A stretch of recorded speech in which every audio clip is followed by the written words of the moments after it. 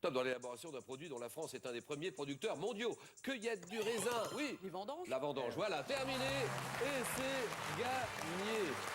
Cueillette du raisin débutant entre la fin de l'été et le début de l'automne en fonction de la météo. Les vendanges, le match est terminé. Et il en a gros sur le cœur, Sébastien, j'imagine. 16-13, cadeau, Sébastien. Sébastien, consolez-vous là-haut, ça a le plaisir de vous offrir des ouvrages sur l'art, la peinture, ses maîtres et ses chefs-d'œuvre. Véritable visite guidée pour comprendre, découvrir et redécouvrir les plus grandes œuvres d'art de notre histoire. Ce n'est pas tout, Ordissimo est heureux de vous offrir son ordinateur portable 15 pouces, facile d'utilisation, complet et sans virus. Il est destiné à tous les débutants en informatique. Enfin, Cap France vous offre un séjour tout compris dans l'un de ses 100 villages vacances, clubs, enfants, animations et activités pour toute la famille. Bienvenue chez Cap France. Voilà. C'est Maryse qui a lancé le sprint et qui l'emporte de justesse, cela dit. Hein. Là, tout le monde a eu chaud, c'était un beau match. Merci infiniment, Sébastien. Maryse, ça fait combien? Eh bien, vous gagnez 500 €. Première victoire, 500 €. Et vous pouvez arrêter là. Vous êtes championne, vous partez avec 500 €. Ou bien vous revenez et vous tentez une deuxième victoire, 1000 €. Cagnotte à 17 500 €. 5 victoires pour décrocher le jackpot. Maryse, 5 secondes.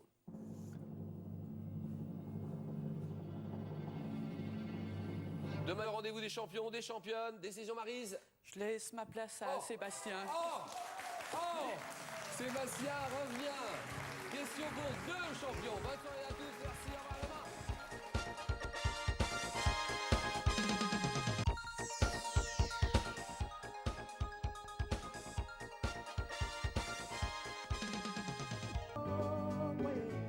J'ai demandé à Dieu qu'il protège notre peuple et qu'il éclaire tous ses dirigeants. La masse qui nous attend demain, cette masse demande autre chose que le bien de vote aujourd'hui. C'est le pain, c'est le progrès. Il faut que nous puissions construire cette nation. Frantz Fanon ne disait-il pas que l'Afrique a la forme d'un revolver dont la gâchette est placée au Zaïre? Car la libération du Zaïre représente la possibilité pour tous les autres pays d'Afrique de pouvoir enfin se développer. Qu'en dépit de complots visant sa déstabilisation et sa balkanisation, la République démocratique du Congo demeure unie dans ses frontières de 1960.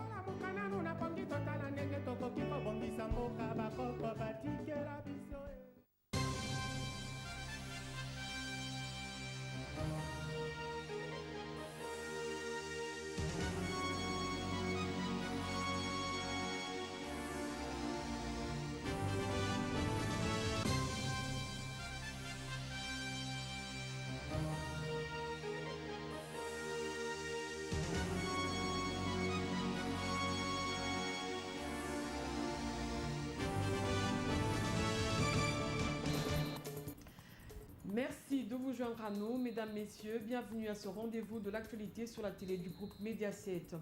Tout de suite, les titres. Climat des affaires en République démocratique du Congo. Quoique satisfait du travail abattu par le comité de pilotage pour l'amélioration du climat des affaires et des investissements, les parlementaires et les juristes recommandent au gouvernement la justice dans ce secteur. La ministre du Portefeuille appelle les mandataires et leurs délégués à respecter leurs obligations dans le processus de transformation des entreprises publiques. Pendant ce temps, la population réagit à la tenue prochaine du dialogue intercongolais et ce sont des réactions croisées. Enfin, journée mondiale de la langue maternelle à travers une manifestation, le gouvernement congolais, l'UNESCO et l'Observatoire des langues ont voulu marquer d'un sceau indélébile cette journée. Voilà tout pour les titres. Bonsoir. État des lieux des réformes sur le climat des affaires. Le ministre du Plan est suivi de la mise en œuvre de la révolution de la modernité.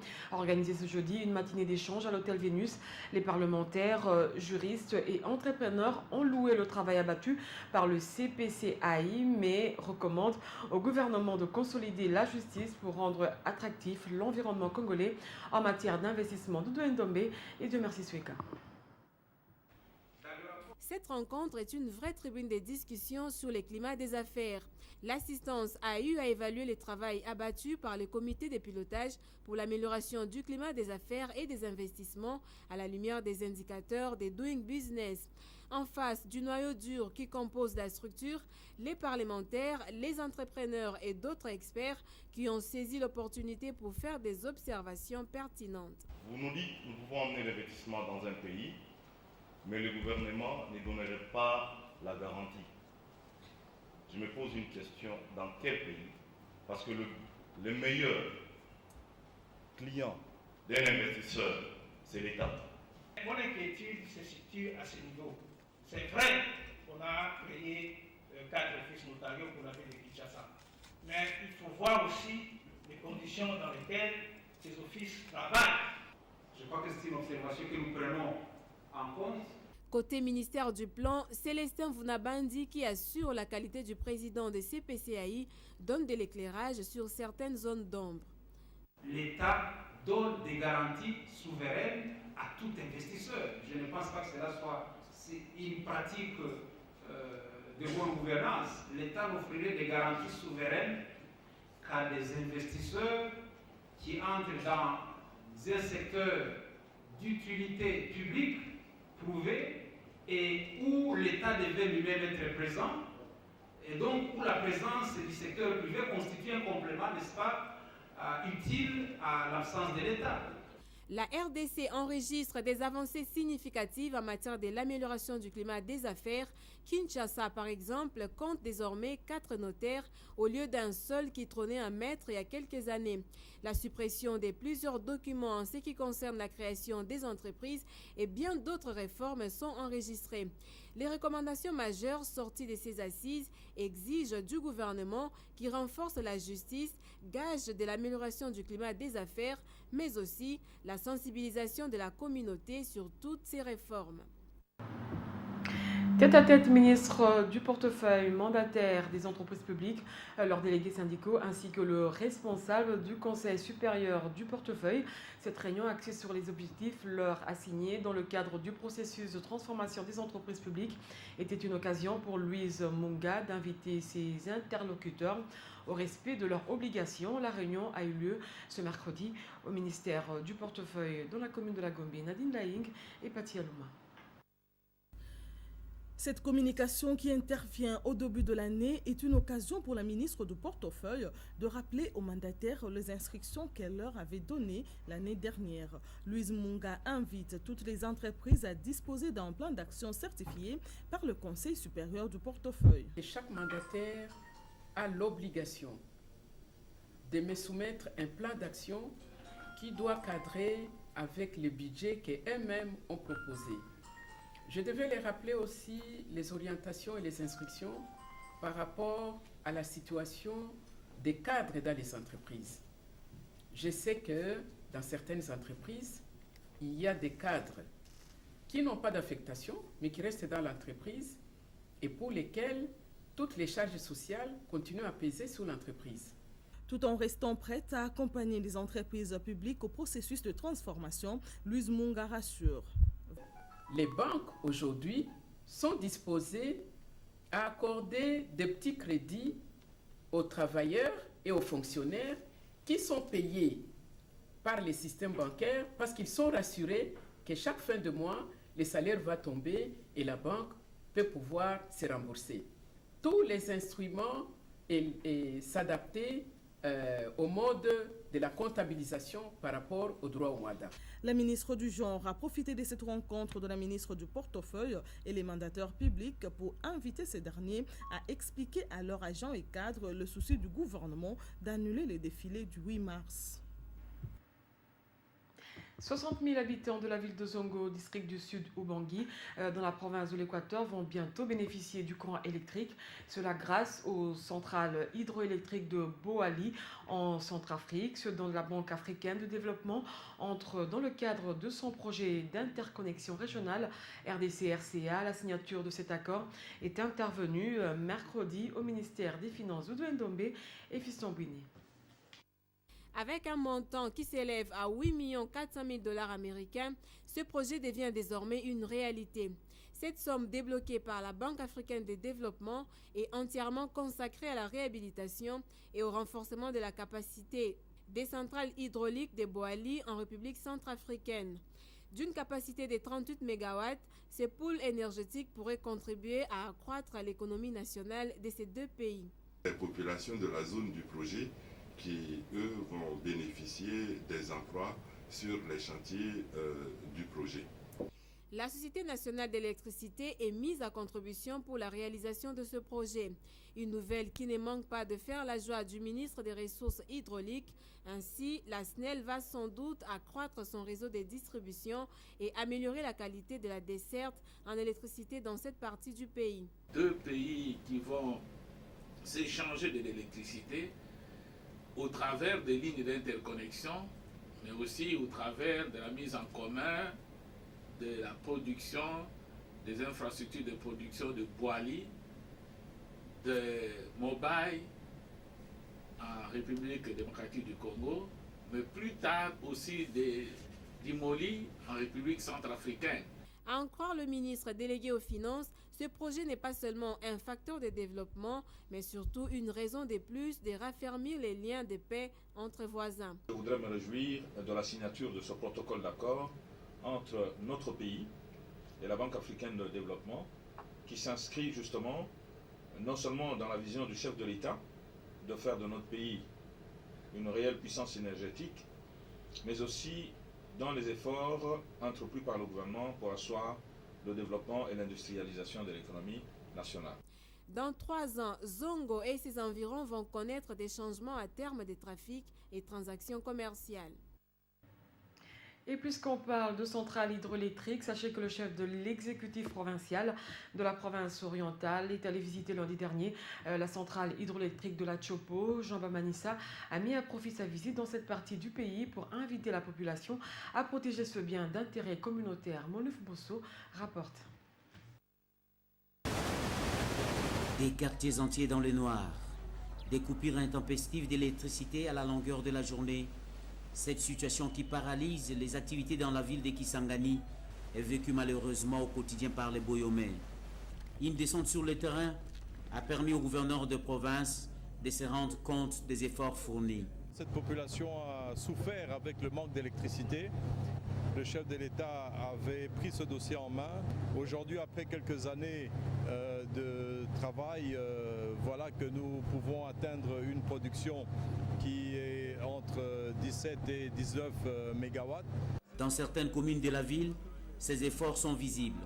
C'est le cas ici, dans la commune Mangobo, où l'éclairage public refait surface après 2 décennies d'absence. Seulement voilà, la Société nationale d'électricité est confrontée à un problème, celui de la vétusté de son réseau de distribution, avoue le directeur provincial. La distribution, c'est vraiment un casse-tête. Nous avons réhabilité 27 km seulement de la moyenne tension 6006 sur une longueur d'environ 246 km. Alors, côté basse tension, il n'y a rien du tout qui a été fait dans le cadre de ce projet-là. D'importants investissements ont été consentis par le gouvernement de la République pour la réhabilitation de cette centrale construite depuis 1955. Le gouverneur Chamba Manissa Saïdi en appelle à sa protection pour le bien-être de tout le monde.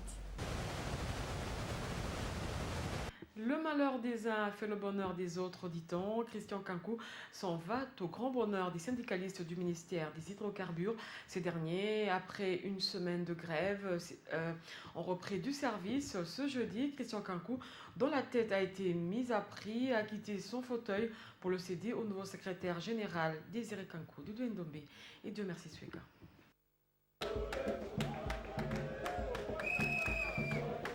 Ils ont refusé de travailler pendant une semaine pour exiger le départ de leur secrétaire général. Le combat des agents du secrétariat général au ministère des hydrocarbures a fini par payer. Désiré Ngoï Masuka, un fils maison, prend la commande de l'administration de ce portefeuille de l'État. Le gouvernement, à travers le ministère de son Excellence, le ministre des Finances, est ouvert. Il vient d'accepter de pouvoir trouver des solutions à nos problèmes. Une commission a été instituée par son Excellence, Monsieur le ministre des Finances, pour pouvoir finaliser les dossiers. Le dialogue social étant ouvert par la haute hiérarchie, nous venons de suspendre la grève en attendant de laisser se poursuivre les travaux entre les experts du ministère des hydrocarbures et les délégués du ministère des Finances. Content d'avoir obtenu gain de cause, les syndicalistes des hydrocarbures accueillent avec les honneurs dignes du rang du nouveau promu. Dans cette euphorie, ils ont annoncé la fin de la grève. Dialogue national, on en parle encore et c'est un sujet qui ne laisse personne indifférent. À Kinshasa, les avis sont partagés. Si pour les uns, c'est la franchise des acteurs politiques qui apporterait une solution définitive au dialogue pour les autres, par contre, ces concertations seront un échec du fait des intérêts individuels de quelques politiques. Jémy Mamogo et Blanchard Kandolo. Il y a une diversité d'avis dans l'opinion sur le prochain dialogue national. Depuis plusieurs jours, les Kinois s'attendent à des résultats concrets pour une paix totale dans l'est de la RDC. Si pour les uns, la franchise des discours serait une réussite, les autres pensent que cette concertation n'accouchera que d'une souris. Il faut un débat fond, mais institutionnel. Donc si c'est institutionnel, ça sera une réussite. Mais si c'est extra-institutionnel, il ne faut pas s'attendre à quelque chose de bon. Que je reste un peu inquiet et je ne sais pas, je n'attends pas beaucoup de ce dialogue qui tend à obtenir cohésion nationale, étant donné qu'il y a des partis qui se soustraient déjà de ce cadre-là. S'ils discutent par rapport aux intérêts de la nation, ça sera une réussite pour le pays, mais s'ils vont là-bas pour leurs intérêts personnels, ça sera un échec. Il faudrait qu'on revienne aux notions du patriotisme, du nationalisme. Parce que si nous aimons notre pays, je ne pense pas que nous aurons à le trahir. Aujourd'hui, hier nous avions Sun City, aujourd'hui c'est Kampala, mais tout ça, c'est parce que nous n'avons pas la conscience. Nous sommes engagés sur des pistes pour nuire notre pays. Cette fois-ci, la population congolaise a plein espoir pour le retour d'une paix définitive dans le pays. Le gouvernement congolais s'est engagé à aller ce dimanche 24 février à Addis Abeba pour la signature de l'accord cadre pour la stabilité de la République démocratique du Congo, ficelé par l'ONU sous la supervision des USA, réserve des surprises. Les vrais coupables ne sont pas nommés. Pire encore, le Rwanda et l'Ouganda font partie de la structure chargée de suivi et de la mise en œuvre du dit accord. Il y a Anguille Souroche. Je vous propose ce commentaire de la rédaction avec Eric Makoulou. À moins d'un revirement de dernière minute, sinon tout semble prêt pour la signature le dimanche 24 février prochain à Addis Abeba de l'accord cadre négocié par les Nations Unies pour la stabilité de la République démocratique du Congo. Cela après la tentative ratée de la capitale éthiopienne d'il y a quelques semaines à cause de l'opposition de la communauté de développement de l'Afrique australe. Plus rien ne devrait bloquer la signature de cet accord présenté comme celui de la dernière chance pour une nouvelle ère de paix et de stabilité dans la partie est de la RDC. Ban Ki-moon, secrétaire général des Nations Unies, fera le déplacement du siège de l'Union africaine pour apporter la caution de la communauté internationale à cet accord cadre. Si les espoirs sont permis pour les uns, des doutes persistent pour les autres sur non seulement la portée réelle de cet accord, mais surtout sur sa capacité à baliser la voie pour une stabilité effective à l'est de la RDC. Dans les couloirs de certaines chancelleries, des moutures de cet accord circulent déjà, mais c'est à New York, au cours d'une réunion prévue ce vendredi 22 février, que les Nations Unies devraient se mettre d'accord sur la version finale à proposer le dimanche prochain à la sanction des chefs d'État conviés à Addis Abeba. Le représentant spécial du secrétaire général des Nations Unies en RDC et patron de la MONUSCO, Roger Mies, a fait le déplacement du siège de l'ONU à New York depuis le mercredi 20 février pour participer à ces derniers réglages. La RDC est donc obligée en ce qui concerne un certain nombre d'engagements, notamment poursuivre la réforme du secteur de la sécurité, consolider l'autorité de l'État dans la partie Est, développer l'économie, les infrastructures et les services sociaux de base, accélérer la politique de décentralisation et élaborer un agenda de réconciliation et de démocratisation. Quant aux pays de la CIRGL et ceux de la SADC, ils sont appelés à collaborer pleinement dans la mise en œuvre de cet accord cadre en empêchant de servir de base arrière et d'assistance à toute action de déstabilisation de la République démocratique du Congo. Ce qui est surprenant dans cet accord, c'est qu'il n'est fait nulle part mention de l'implication avérée à la suite des deux rapports du groupe d'experts des Nations Unies, du Rwanda et de l'Ouganda dans l'insécurité récurrente déplorée dans l'est de la RDC en les intégrant dans la structure chargée du suivi et de la mise en œuvre de cet accord cadre. Ce mécanisme qualifié de 1+3 inclut le Rwanda, l'Ouganda, la RDC, plus l'Organisation des Nations Unies. puisque les mécanismes de surveillance de l'accord cadre sera piloté par le tandem Kigali-Kampala, Kinshasa risque de n'y voir que du feu. Tout serait planifié pour affaiblir davantage la République démocratique du Congo en vue de la livrer en pâture sur l'autel de la balkanisation, comme ce fut le cas en Yougoslavie et tout récemment au Soudan. À la délégation congolaise à Addis Abeba, il faut de la prudence, rien que la prudence. Nous sommes le 21 février. Cette journée est consacrée à travers le monde à la langue maternelle. Le thème retenu est les nouvelles technologies de l'information et de la communication pour la sauvegarde et la promotion des langues et de la diversité linguistique. Ici à Kinshasa, le gouvernement a organisé une manifestation en collaboration avec l'UNESCO pour donner un sens solennel à cette célébration mondiale. C'était dans la salle culturelle du Zoo. Mariam Boya, Christelle Kaz et Patti Alouma. Quelquefois passée inaperçue, la journée internationale de la langue maternelle est à l'honneur. Sans chercher à savoir les vraies raisons de ce manque d'intérêt, à Kinshasa, une chose saute aux yeux, la situation politique du pays occulte en réalité plusieurs sujets d'actualité. Cette 14e journée appelle à la protection et à la sauvegarde de la langue qui est considérée comme un outil fondamental du gouvernement d'un pays. La langue maternelle, celle que l'enfant retrouve dès sa naissance, est bien le médium qui lui permet d'intégrer la société. Mais Issa Diop, représentant de l'UNESCO en RDC, en donne de plus amples détails. Les langues constituent des éléments fondamentaux d'expression de la culture, mais et de l'identité des individus. Mais malheureusement, du fait du développement économique diversifié dans le monde, certaines langues éprouvent d'énormes difficultés, notamment dans la vie sociale, dans la vie économique et dans la vie scolaire. Pour sa part, l'Observatoire des langues, dont le professeur Moukache Kalel, le secrétariat permanent, assure que cette journée devrait être célébrée à juste valeur, car la langue est aussi une richesse que compte un pays. C'est pour sensibiliser les populations, le gouvernement, les décideurs politiques, institutionnels et privés à comprendre l'importance de la langue maternelle.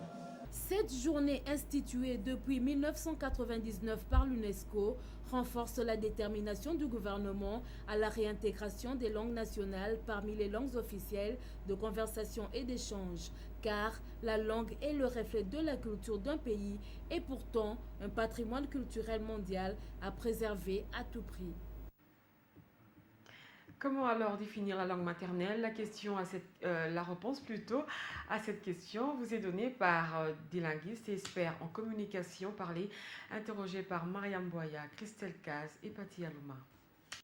Définition en référence d'une langue maternelle qui dit qu'une langue maternelle, en fait, c'est la première langue acquise à la naissance et qui est celle utilisée comme premier instrument de communication et qui ne doit pas être nécessairement la langue des parents.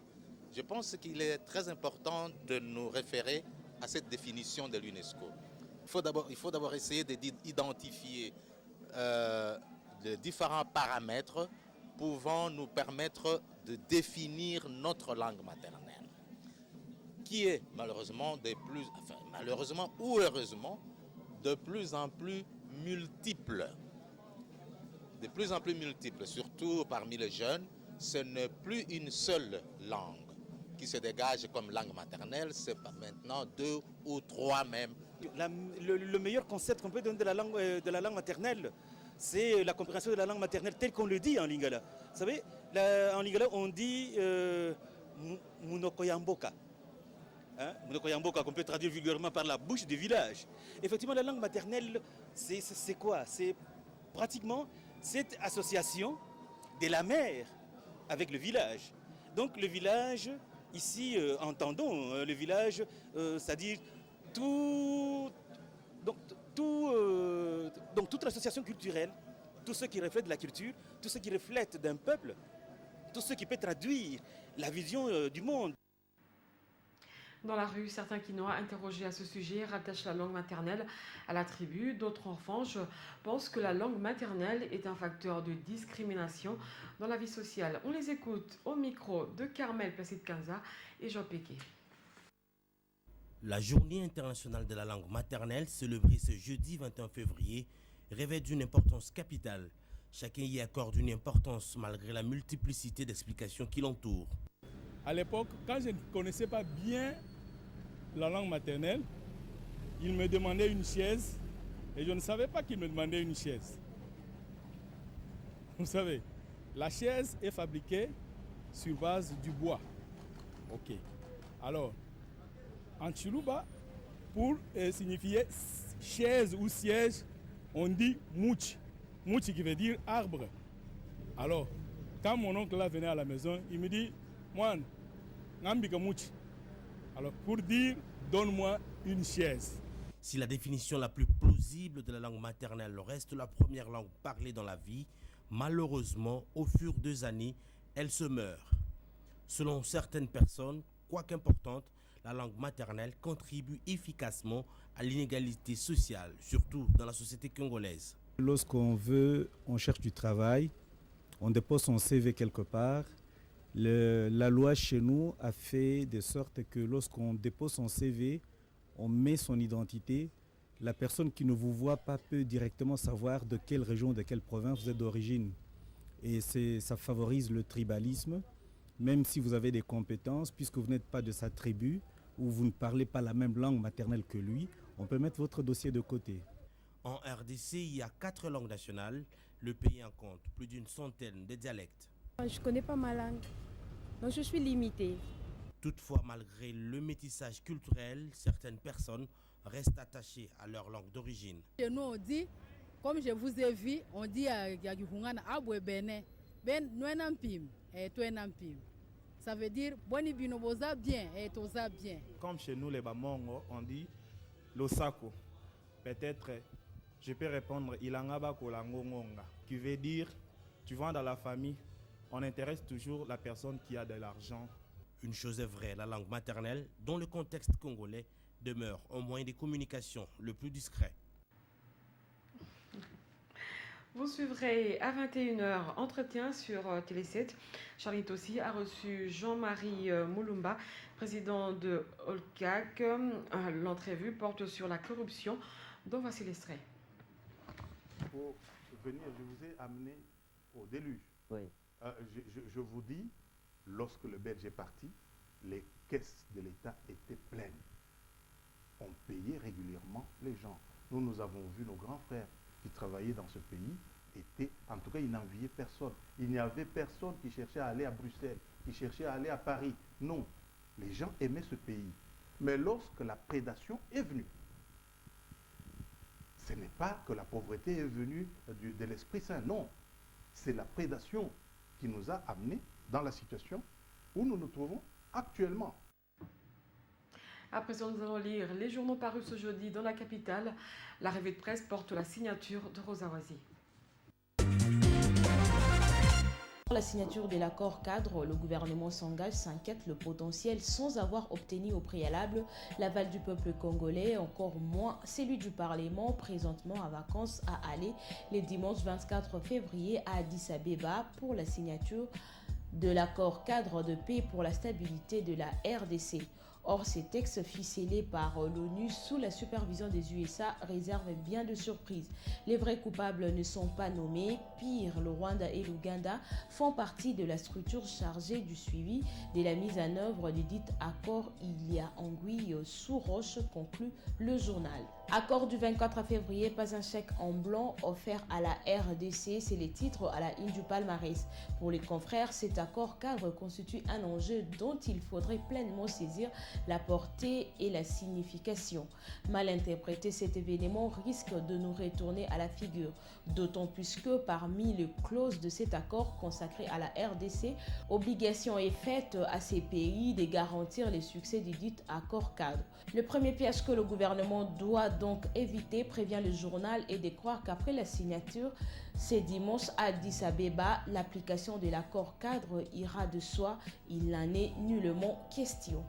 Parlons à présent de l'hommage rendu à Franco Luambo Makiadi. Un colloque international a été organisé ce mercredi 20 février dans la salle internationale de conférence du ministère des Affaires étrangères.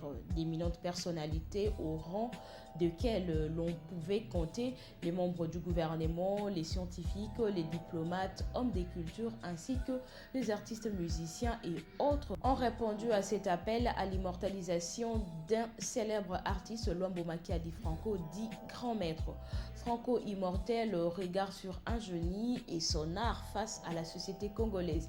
Héritage d'une pensée citoyenne, c'est un événement qui doit permettre d'évoquer la mémoire mais surtout l'œuvre de cet artiste hors norme, a déclaré d'entrée de jeu le Premier ministre Matata Ponyo et de préciser que cette conférence s'inscrit dans le cadre de la révolution culturelle de notre pays. Information à lire dans La Prospérité. Rosa Wazi, merci pour cette revue de presse. Ce journal est fini. Merci de l'avoir suivi à Kinshasa et à Brazzaville. Je vous retrouve demain à la même heure et sur la même chaîne. Surtout, ne zappez pas. Merci.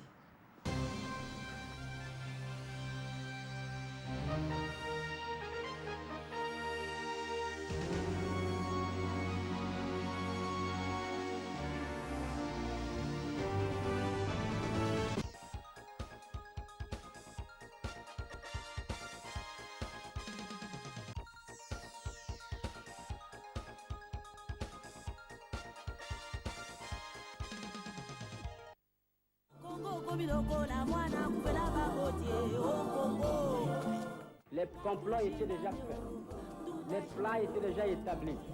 C'est d'imposer un gouvernement contre la volonté du peuple. La Belgique désire balkaniser ce pays. L'éclatement du Congo, c'est demain. Nous devons marcher à fond, même conclure des accords avec le diable pour refaire l'unité du Congo. Rien à faire. Et le Congo restera un et indivisible. Puis de complot visant sa déstabilisation et sa balkanisation. La République démocratique du Congo demeure unie dans ses frontières de 1960.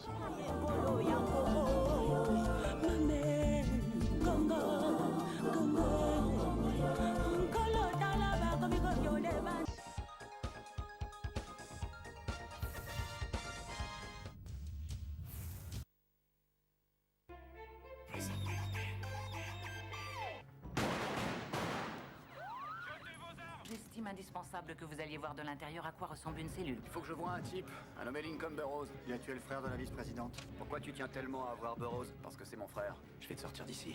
C'est impossible. Pas si on a conçu les plans des bâtiments. Tu connais les plans par cœur. Mieux que ça. Je les ai toujours sur moi. Prison Break, nouvelle série sur Télé 7.